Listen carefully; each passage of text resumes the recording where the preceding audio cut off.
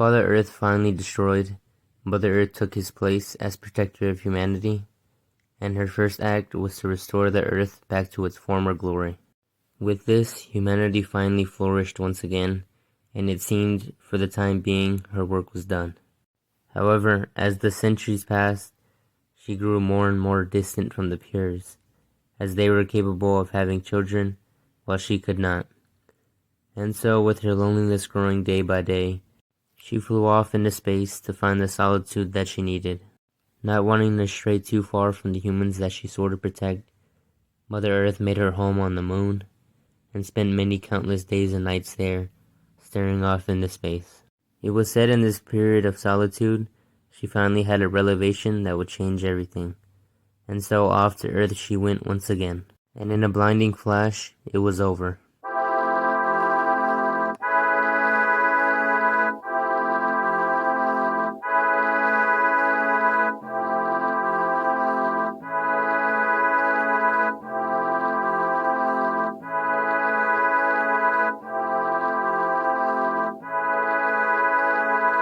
And what was Mother Earth's revelation? If she couldn't have children, she would merely craft them from the elements around the world, and so she did just that.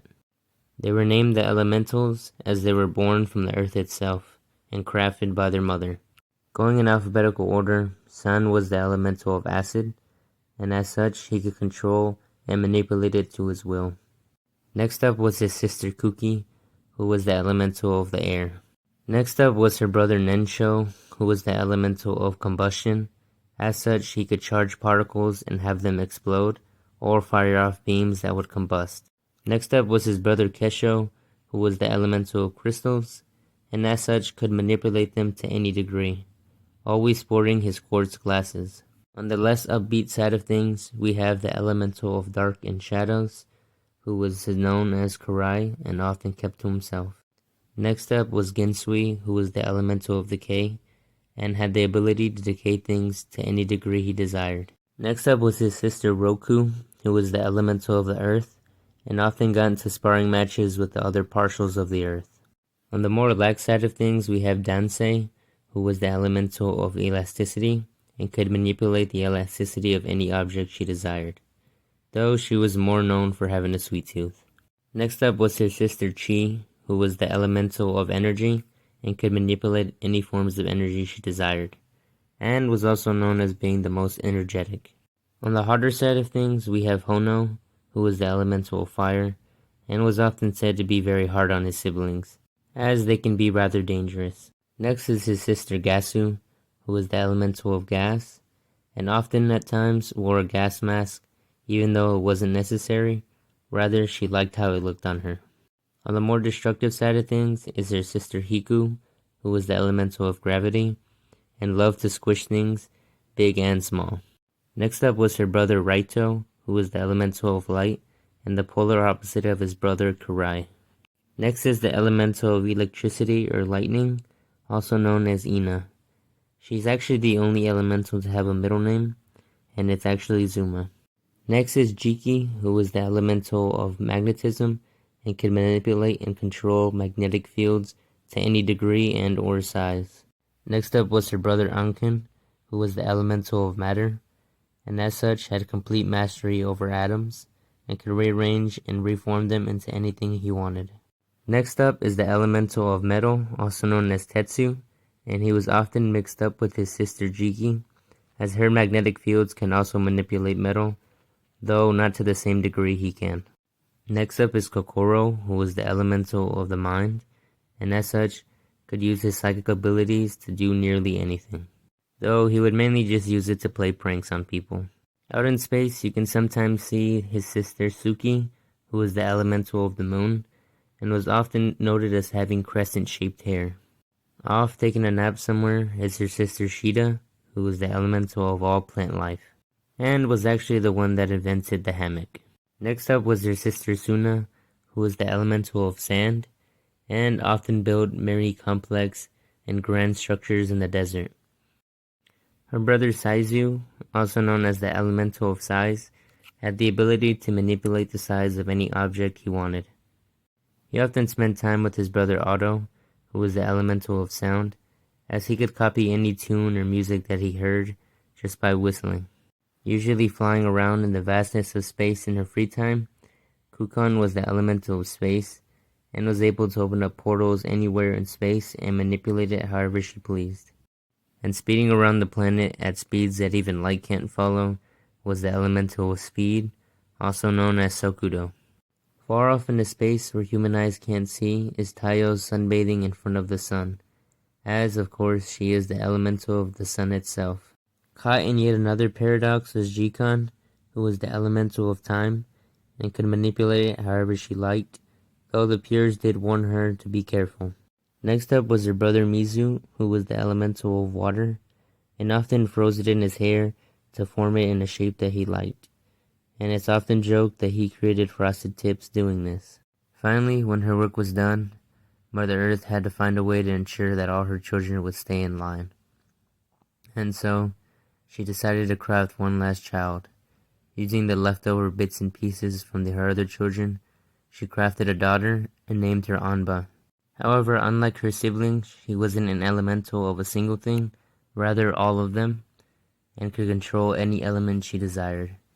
However, it could not be to the same degree as her siblings. With everything now completed, and some other things put to rest, Mother Earth had one last thing she needed to do to ensure humanity's continued safety.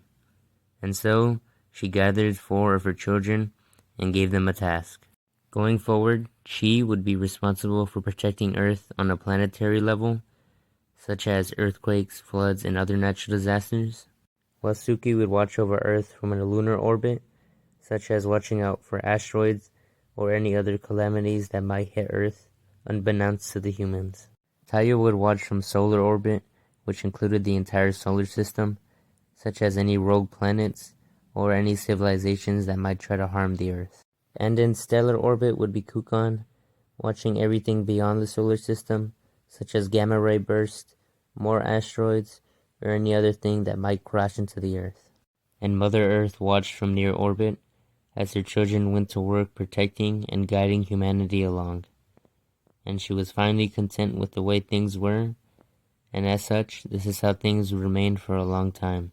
However, she was well aware that she had made some mistakes, and that one day those mistakes would find their way back to her. However, she just breathed in and sighed, and decided that this moment of peace was well worth it.